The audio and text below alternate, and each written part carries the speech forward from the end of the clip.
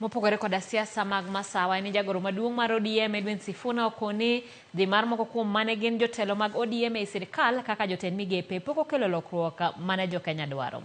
E twak mar Citizen TV, Sifuna olero ni jotelo mane odhi konyo William Ruto sani wacho dho Kenya kwanza kendo gitimo tij sirkal ma ok tij ODM.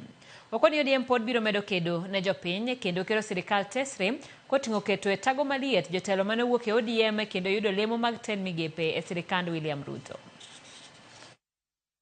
The position of ODM, for instance, the policy position of ODM on the Hustler Fund was very well elucidated by Oparanya when he was the deputy party leader. When he goes into government, he speaks a different language. That is not the language of ODM. These people don't run policy proposals by us. Yesterday we had a Central Management Committee.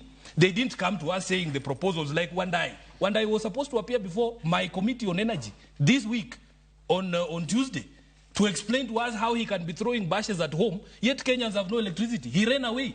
We will ask those difficult questions because they don't come to us and explain to us the proposals they are taking to government. And lastly, Trevor, the president himself said very clearly during the swearing in of these ministers that they are going there to implement the bottom-up economic transformation agenda.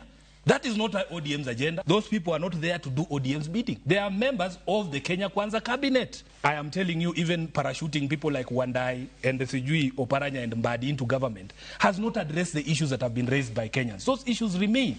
The issue of unemployment, nobody has talked about it.